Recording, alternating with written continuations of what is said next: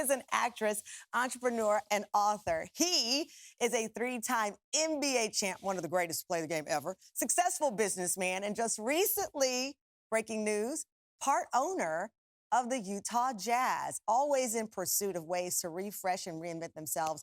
Gabrielle Union and Dwyane Wade step up. I can't stop laughing. Whenever I see their TikToks, I can't help it. They cannot stop stepping up to the challenges of life together. In this month's People magazine, they reveal what it's like to balance love, fame, and standing up for their family. Together, they are parents to 5 kids and have been vocal supporters of Dwyane's daughter, Zaya, who's a trailblazer in her own right. Gabrielle was a guest on my pilot. She's been on the show, thankfully, a friend. And guess who she brought to the party for the first time? D-Wade in the house. Thank you both for joining. Okay, I could not read the script because I could see the two of you on the side here laughing at your own TikTok videos. Is that what it's like at home? Yeah, we don't always, like, sometimes we'll just record something and you put it out and you don't really think about it again until right now. Yeah. Like, oh. Right. You're like, I look. That's what we do. You look that crazy. Yeah.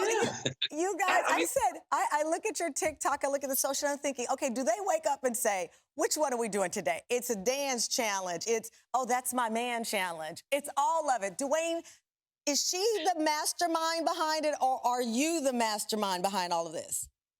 No. I'm the +1 to everything in our life. It's like, hey, we need you to be a prop right here. Hey, we need you to do this. And so sometimes I just step in and be like, all right, I'm in. I'm with it. Let's go. She loves to have fun. I love to have fun. We work so much. We travel so much. So when we get an opportunity just to, I guess, let our hair down in a sense, we do it, and you get videos like that. Gabby, he said let his hair down. The last time I think I spoke with you, Dwyane's hair was red. He was going through that phase. Remember? He was going through the redhead phase. He has gone through many phases during this pandemic. Actually, the last few years, because there was braided wave, and then he got into the different colors, and then he started getting tattoos. It's the evolution of D-Wade. I'm here. I'm here for it, too. That's a great point that you make, the evolution of D-Wade. As I said, Gabby's been on this show, Dwyane. This is your first time. I've watched you, like everyone else, evolve all the way up now to what Gabby posted, this celebration of all of these things that you've accomplished, including now becoming an owner of a team. Did you feel pressure after leaving the league to find a way to, I guess, declutter your mind and focus in on what you wanted to accomplish next? 1,000%. And we talked about this a lot. At the end of my career was anytime I had a bad day, anytime I needed to get something off my chest, anytime I wanted to express myself, I had the court to do that.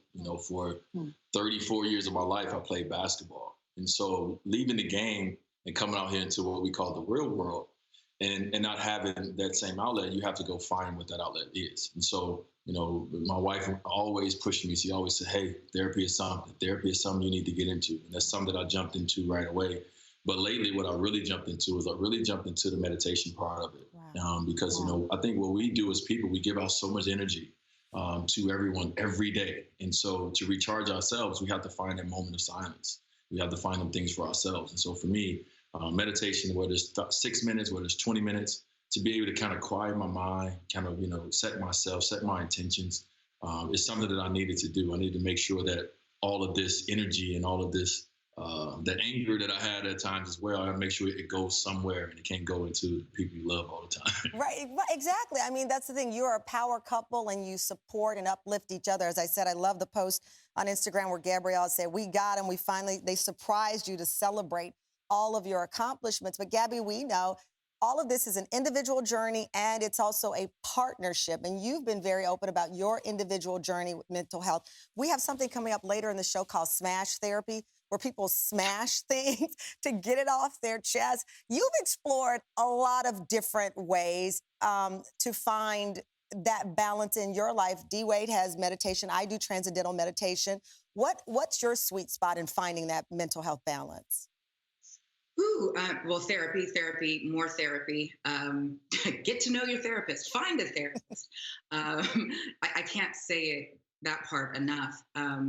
And then throughout the pandemic, I relied heavily on daily affirmations. And meditation apps, really, because we were all so disconnected, and on my usual outlets of being able to go train and work out a lot of those aggressions in the gym, or to physically go see my friends, and to have that support group that can hold you up and wipe your tears away. We had to find other ways of centering our joy and our peace and our grace. And we had to get a little bit more creative than normal, but I think we found our positive outlets. But it was hard, and there's some days where I just don't have it. Yeah. And that's what's so cool about both of you. You admit openly on the days that it's not feeling right. Both of you on your social, the way you communicate with your fans. I think something that I've always admired about you individually and as a couple, you really work to uplift other people. Gabby, with your Woman Crush Wednesday. Every Wednesday, if you don't go on her social media, you're missing out, because you find a different woman to uplift. What does that do for your spirit to be able to shine a light on other people, help them get their shine? I think for so long we're conditioned that there can only be one. And if one person is shining or everything is going right for them, it feels like it can't go right for you because there can only be one. And so it kind of conditions you to tear people down. And when you realize, like, shining a bigger or brighter light on others in no way diminishes your life, I'm going to lean into that, because pouring into others actually feeds my soul. So why not do that? And there's people who are like, well, some of those WCWs don't even like you. And like, they don't have to like me. It's not about whether or not they know they don't even like you. I mean, first of all, anyone that greets you with "they don't even like you" they should be deleted. So, but it's not about them. It's about recognizing and acknowledging someone else's greatness. Yeah, and it in no way, whether they like you or not, diminishes your own talents and gifts and your inner life. Right. So I always want to encourage people to big up the next person. It does not take anything away from you. Well, that's the thing, Dwyane. We've talked a lot about Zaya and her journey and your support of her. What again was so touching to me is how many other kids like her felt like, wow, D Wade has our back. So of course we're going to love our child, hopefully, no matter what. But it's another thing when another child feels love watching you support your own kid. It's like a dad from afar that so many people crave. Well, I appreciate that. I think what it boils down to is, my wife say this all the time, it's about decentering yourself. And that's what, we don't do enough. And not saying everybody have the opportunity and ability to do that, and I like to make sure that I say that, because we also understand the position that we are in as a family in life, where we're able to sit back and we able to kind of watch our kids and see them holistically and not have to put our hopes and dreams on them because of the benefits that we have. And everyone does not have that. And so because we have that, we've been able to sit back, watch our kids, listen to our kids, and learn them. And so for me, in this path, I am a student in this. I am learning so much. I'm learning not only from my child, I'm learning from conversations that I'm having, from people that I'm able to run into. A lot of people talk about Zaya. A lot of people talk about Kaavia wherever I go around the world. And I like to tell people all the time, listen, we're trying to figure life out just like you guys are trying to figure life out, just like Zaya's trying to figure life out. But the support that we all have amongst each other, it helps us get there quicker. Yeah. And so that's our role. That's our job, is to help our kids get to themselves, get to their passion, get to their dreams and their hopes, hopefully quicker, than later. This is Shady Baby. She's cute, but she keeps it real. Shady might be tiny, but she's a mighty big deal. How's Shady Baby feeling? She always lets it show. What is Shady thinking? She will always let you know. Gabrielle, this is so sweet. First of all, the illustration, because that's the key with children's books. It's so perfect. When you saw the final product, did you just start weeping?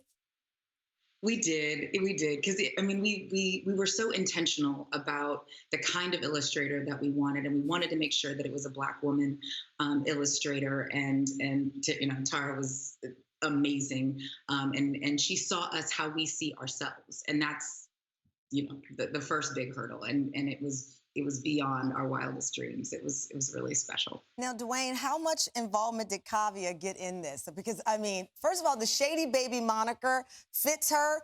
She is the big boss in the house. When she first read the book or saw the book, do you remember her reaction? Yeah, I actually put it out on my social a few days ago.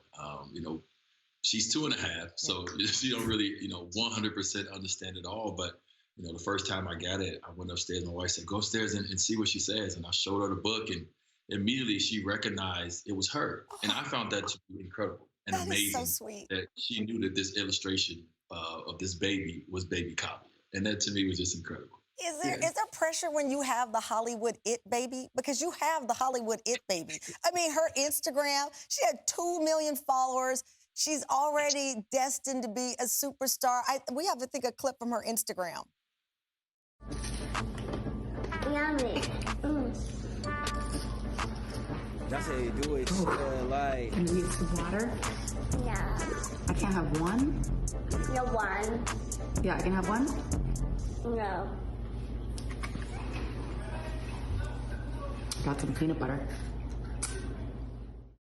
Okay, Gabby, is she going into acting? I mean, what do you do with the it baby? Are you prepared for the ego? Are you prepared for the demands? What happens with this? Well, that's happening now, and she has no clue. So I can't imagine when she puts it all together. I mean, the first order of business is to get her to consistently poop in the potty. So I saw your potty training, and we're potty training. Well, I don't know if we're potty training. We have a potty in the room. You are actually, but you guys actually are potty training. You posted it. How's it going? It's going, and she's progressing nicely. You want them to she had a perfect day. There are no accidents, so you think, oh, they got it, and then the next day is hairy scary. So it's just being consistent and patient and celebrating every little pee poo poo victory. We started bribing her with dress up, bribing her with food. I bribe with Coco Melon. I'm not above. Someone said to me, oh, I can't believe you're bribing yours. I'm like, isn't that called parenting?